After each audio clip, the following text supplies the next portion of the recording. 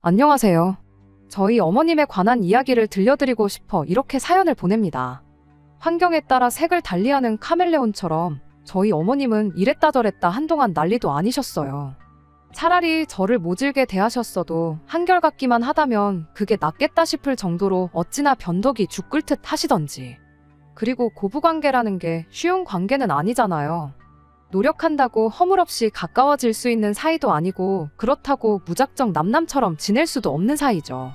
아무튼 저도 어머님한텐 100점짜리 며느리는 아니었을 테지만 지금만큼은 제 관점에서 이야기를 해보겠습니다. 한번 들어보시고 그래도 제가 너무했다 싶은 부분이 있다면 알려주세요. 저도 고칠 건 고쳐서 좋은 며느리가 되어드리고 싶으니까요. 시작할 때 말씀드린 것처럼 저희 어머님은 마치 카멜레온 같아요. 사소한 일에 쉽게 영향을 받으시고 당신 눈에 좋아 보이는 건 어떻게든 따라하려고 하시죠. 그리고 그 첫 시작은 바로 모녀 사이 같은 고부관계였습니다. 어디서 무슨 드라마라도 보셨던 건지 아니면 주변에서 뭘 들으셨던 건지는 지금도 모르겠지만요. 결혼 전에도 그렇고 제가 원래 그렇게 살갑고 애교가 많은 편은 아니에요. 그런데 어머님은 제가 시집 오고 얼마 되지 않았을 때부터 어머님보다는 엄마라는 호칭을 듣고 싶어 하셨습니다. 그 편이 거리감도 안 느껴지고 훨씬 다정해 보인다면서요. 하지만 제 입장에선 까놓고 제가 엄마가 안 계신 것도 아닌데 어머님이란 정확한 호칭을 두고 왜 어머님을 엄마라고 불러야 하는지 도무지 납득이 되질 않았죠. 죽은 사람 소원도 들어준다는데 그게 뭐가 어렵냐는 남편의 핀잔도 있었지만 엄마라는 호칭은 제가 가족 중에서 제일 사랑하고 편하게 느끼는 사람에게 부르는 호칭이잖아요. 그런데 그런 호칭을 불과 몇 달 전까지는 길에서 마주쳤다 해도 그냥 지나쳤을 어머님께 부르기란 저에게는 정말 어려운 일이었어요. 물론 제 주변 친구들 중 자기 시부모님을 시엄마 시아빠라고 부르는 경우도 있긴 해요. 그런데 제가 너무 보수적인 건지 저는 그게 늘 이상해 보였거든요. 엄마 아빠 소리를 그렇게 쉽게 얼마 전까지도 모르고 살던 사람한테 할 수가 있다는 게. 하지만 어머님께선 일단 시작이 어려운 거지 한 번 하면 아무것도 아니라며 계속해서 엄마 소리를 강요하시더니 급기야는 제 의사와는 상관없이 저를 딸이라고 부르기 시작하셨어요. 참고로 그럼 저희 어머님에게 딸이 없냐 하면 아닙니다. 저보다 어린 신우가 멀쩡히 살아있어요. 다만 신우 또한 저와 마찬가지로 그렇게 살가운 성격이 아니긴 했지요. 아무튼 그렇게 어머님은 이후로 걸핏하면 저희 신혼집에 찾아오셔선 저랑 모녀놀이를 하고 싶어 하셨습니다. 특히나 주말엔 정말 대중 없이 찾아오셔서는 여기 가자 저거 하자 어찌나 바라시는 게 많던지. 남자는 빼고 여자들끼리 엄마랑 딸이랑 둘이 가자 하시면서 교회에 카페로 서울의 맛집으로 동에서 번쩍 서에서 번쩍 어찌나 정신없이 다녔는지 몰라요. 그리고 그럴 때마다 말도 못하게 부담스러웠지만 그럼에도 불구하고 그런 어머님께 확실히 싫다고 말하지 못했던 건 2달이 지나도록 그렇게 매번 먼저 손 내밀고 친한 척을 하시니 저도 점점 마음을 열게 되었거든요. 이유가 뭐건 간에 조금은 죄송스러운 마음도 들었고요. 그래서 바라시는 대로 엄마라고 불러드리진 못해도 최대한 같이 다니고 맞춰드리려고 했던 거예요.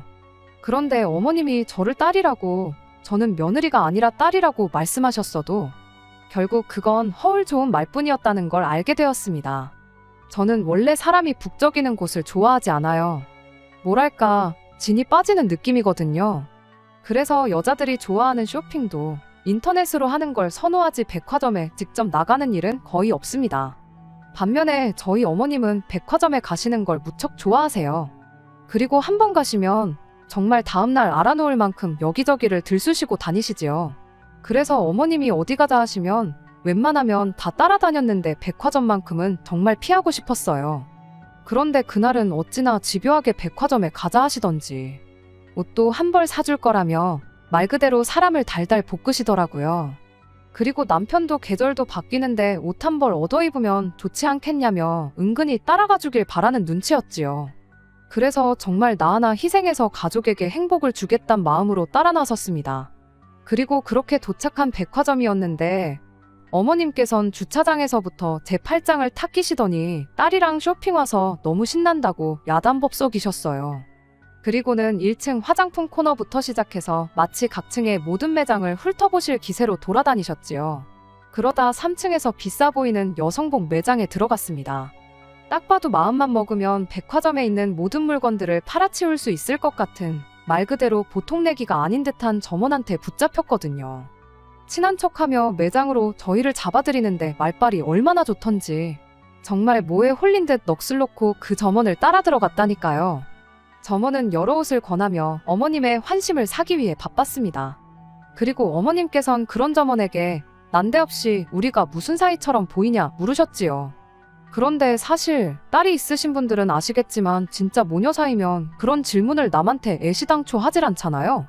그리고 당시 어머님이야 저한테 딱 달라붙어 팔짱까지 끼고 계셨지만 저는 피곤하기도 하고 상황 자체가 불편했던지라 몸에 힘이 바짝 들어가 있었거든요. 그러니까 점원뿐만 아니라 그 누구라도 저희가 모녀는커녕 편한 사이조차 아니라는 걸 눈치챘을 거예요. 게다가 저랑 어머님은 정말 쥐오줌만큼도 안 닮았습니다. 하지만 앞서 언급한 대로 저희 어머님의 환심을 사는데 정신이 없던 눈치백단 점원은 1초의 망설임도 없이 저희 어머님이 듣고 싶어하던 정답을 내놓더군요. 딱 봐도 서로 눈에서 꿀이 뚝뚝 떨어지는 게 사이좋은 모녀 사이로 보인다고요. 그리고 저희 어머님은 좋아서 어쩔 줄 몰라 하시면서도 새침한 표정을 하시고는 정말이지 그런 소리 지겹게 듣는다면서 하지만 틀렸다 나랑에는 시어머니랑 며느리로 고부 사이지 모녀 사이는 아니다. 그리고 뭐 그래도 며느리도 똑같은 딸 아니겠냐며 사돈이 낳아주신 내 딸이라 생각하고 살고 있다면서 마치 당신이 얼마나 며느리인 저를 아끼시는 것처럼 자랑하듯 말씀하시대요. 하지만 더 재밌었던 건 점원이 정말 보통이 아니었어요. 저희 어머님의 연설이 끝나기가 무섭게 정말 너무 대단하시다며 한 번 더 저희 어머님을 띄워주시더니 저한테도 아가씨는 참 운도 좋지. 세상에 이런 시어머니가 또 어디 있냐고. 자기가 백화점에서 일한 지가 몇 년이 넘었는데 저희 어머님 같은 시어머니는 처음 봤다나요? 그리곤 저보고 시집 정말 잘 간 거라며 여기저기 자랑하고 다니라는데 그때 저희 어머님의 표정은 아주 기분이 좋다 못해 날아가실 판이었지요. 어머님께선 다른 데는 볼 필요도 없다 하시면서 이웃저웃 구경을 하시기 시작했어요. 그리고 점원 입장에서는 이만하면 듣기 좋은 말도 실컷 해줬으니 몇 벌은 팔아먹을 수 있겠다 싶었는지 이것저것 권하기 시작하대요. 그러다 어머님이 가을 자켓을 하나 집어드셨는데 점원이 그것보단 이게 더 인기가 있다며 다른 자켓을 추천했습니다. 그런데 어머님께선 그건 스타일이 너무 올드하다 하시더니 당신이 아니라 딸이 입을 걸 고르고 있다 하시는 거예요. 그러니까 점원 입장에선 그 딸이 당연히 저라고 생각한 건지 저한테 자기가 집어든 옷을 갖다 대며 이거 보라고 피부색이랑 아주 잘 어울린다고 그러는데 그도 그럴 것이 어머님께서 좀 전까지 엄마니 딸이니 해가며 호들갑을 떠셨잖아요. 그런데 그때 저희 어머님이 하신 한마디 아니 걔 말고 진짜 내 딸 거 고르고 계신답니다. 솔직히 제가 정말 기대가 없었다면 거짓말이죠. 하도 딸딸거리시고 점원 앞에서도 그러셔서 잠깐이지만 저도 모르게 제 거 사주시는 건가 하는 생각이 들었거든요. 하지만 뭐 기대가 그렇게 컸던 건 아니었어서 실망도 크진 않았고 그저 속으로 그렇지 하고 말았었네요. 그런데 그 점원은 정말 베테랑이었습니다. 당황할 법도 한데 그런 기색은 전혀 없고 오히려 더 밝게 웃으면서 아 그럼 따님 것도 사시고 딸 같은 며느님 것도 사주시는 거냐고 정말 멋지다면서 저희 어머님을 또 띄워줬거든요. 하지만 용호상박이 이런 건가 싶을 정도로 저희 어머님도 보통이 아니셨습니다. 어머님께선 아무렴 내가 설마 내 딸을 앞에 두고 우리 딸 옷만 사주겠냐면서 내 딸 옷도 사줄 거라고 그러시는데 이제 와서 말이지만 이땐 저도 내 딸이 나인지 신우인지 우리 딸이 나인지 신우인지 헷갈리더라고요. 아무튼 결론은 매장에선 한 벌만 신우것만 구입하셨어요. 제 건 어머님이 다른 데서 사주시겠다고 나가자셨거든요. 당신이 미리 봐둔 곳이 있다면서요. 그렇게 따라간 곳은 에스컬레이터 앞 매대였습니다. 아까 올라올 때 스치듯 봤던 2월 상품 특가 세일 70%라고 적혀있던 곳이었지요. 그리고 어머님께선 아까 지나가며 보니까 평소 제 스타일이랑 비슷한 옷들이 많더라며 더더러 골라보라시대요. 당황스러워서 고개를 돌렸는데 방금 전까지 저희가 있었던 매장에 점원과 먼 발치서 눈이 마주쳤어요. 아마 어머님이 며느리 옷은 어디서 사주려나 궁금했던 거겠죠.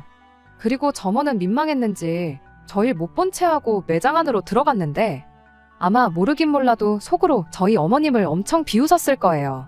저는 불쌍하게 생각했으려나요? 한편 어머님께선 옷도 몇 벌 걸려있지도 않고 마음에 드는 것도 없는데 어찌나 골라보라고 성하셨는지 몰라요. 그래서 정말 괜찮다니까 나중엔 짜증스러운 목소리로 왜 사준다는데도 고르질 못하냐면서 그 중에서도 하필이면 제일 별로다 싶은 걸 집어드시곤 이건 어떠냐며 이걸로 하라는데 순간 정신이 퍼뜩 들었어요. 어머님이 얼마나 생색을 내실지 순간 느낌이 빡 온 거죠. 그래서 어머님께 옷도 너무 예쁘고 좋지만 어머님 오늘 돈도 많이 쓰셨으니까 저는 마음만 받겠다고 했습니다. 그랬더니 저희 어머님이 정말 깔깔웃으시고는 엄마 주머니 사정 걱정해주는 건 우리 딸밖에 없다네요. 그리고 저는 다시 한번 깨달았어요. 역시 어머님이 말씀하시는 엄마랑 딸은 실은 어머님은 그저 며느리를 위해주는 좋은 시어머니처럼 보이고 싶으셨던 거고 저는 절대로 어머님한테 딸이 될 수 없다는 걸요. 그리고 솔직히 그 사실을 다시 한번 깨달았을 땐 서운함보단 안도감이 컸습니다.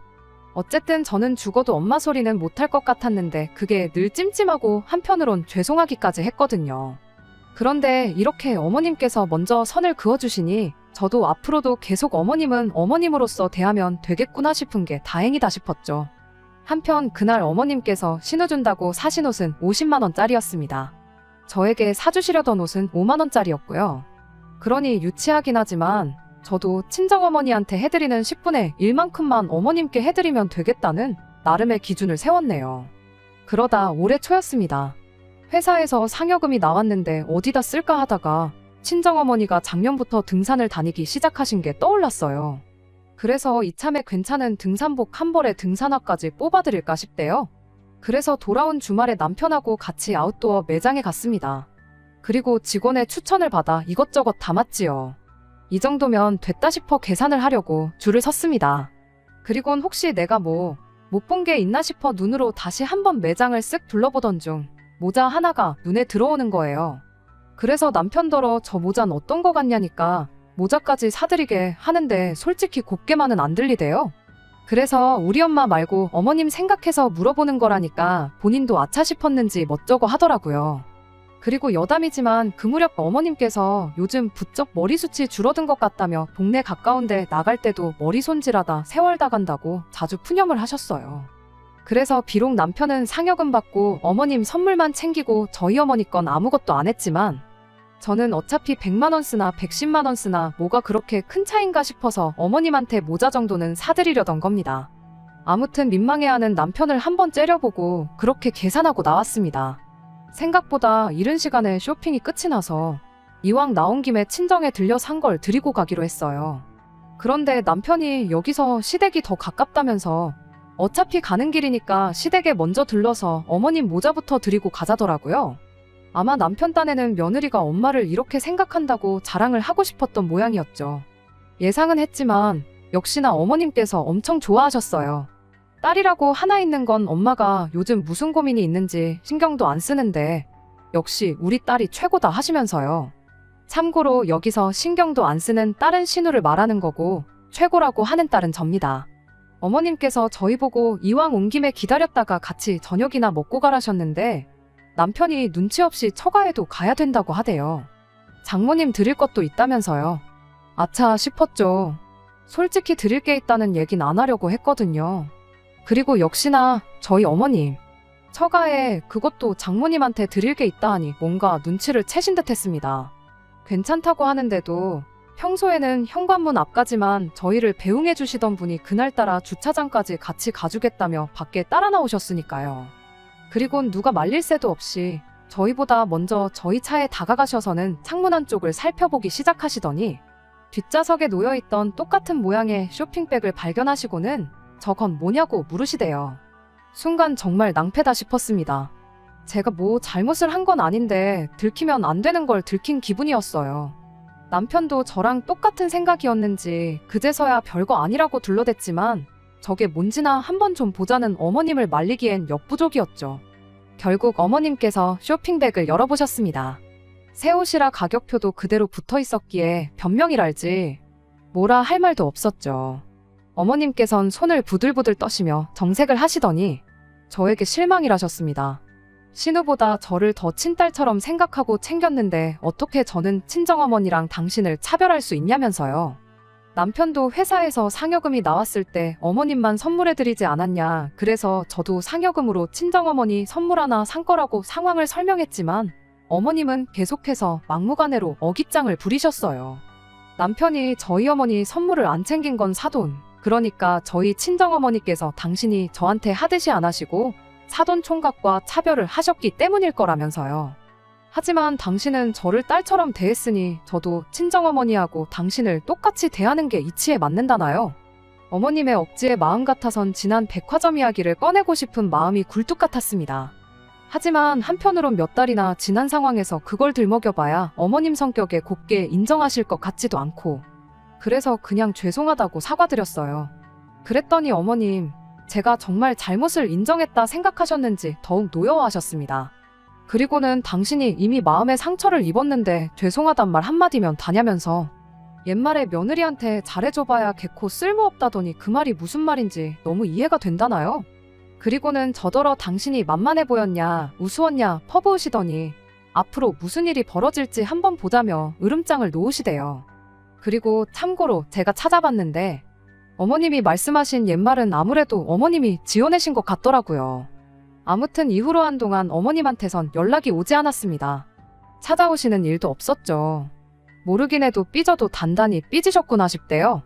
그런데 좀 웃겼던 건 그 와중에 모자는 마음에 드셨는지 제가 사드린 모자를 쓴 사진으로 어머님이 톡사진을 바꾸셨단 거예요.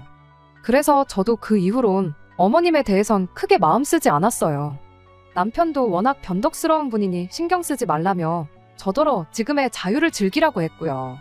그리고 아니나 다를까 3개월이 지났을 무렵 어머님과 다시 만나게 되었습니다. 어머님 생신이었거든요. 사실 처음엔 어머님하고 저하고 껄끄럽기도 하니까 남편이 먼저 자기가 신우랑 둘이 챙겨드리겠다고 했어요. 그런데 황당하게도 신우가 어머님 생신 때 자기는 외국에 있을 거라는 겁니다. 비수기라서 비행기 티켓이 저렴하길래 친구들하고 해외여행을 가기로 했다면서요. 황당했죠. 아무리 티켓이 싸도 그렇지 엄마 생일에 친구들하고 해외여행 가는 딸이라니. 저로서는 상상도 못할 일이었거든요. 하지만 제가 신우한테 이래라 저래라 할 건 아니었으니 더는 뭐 말은 안 했습니다. 그저 신우까지 없으면 저희 남편 혼자서 어머님 생신을 챙겨드려야 하는데 그 그림이 썩 보기 좋진 않겠다는 걱정이 더 크기도 했고요.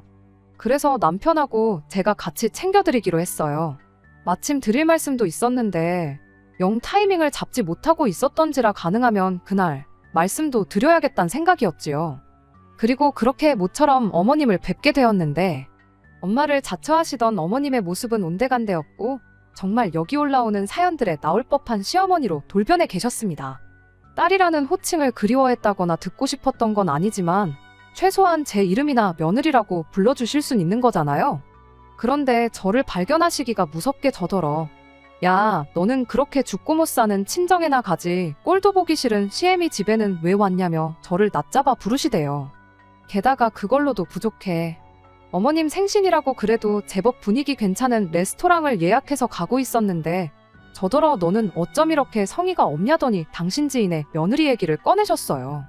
그 집 며느리는 시어머니 생일날만 되면 이틀 전부터 집에서 음식을 준비한다더라. 두고두고 드시라고 하루 종일 불 앞에 앉아서 사고를 우리고 뷔페를 방불케 할 만큼 온갖 종류의 음식을 해서 가지고 온다더라. 너처럼 돈 얼마로 대충 때우려는 며느리랑은 천지 차이 아니겠냐.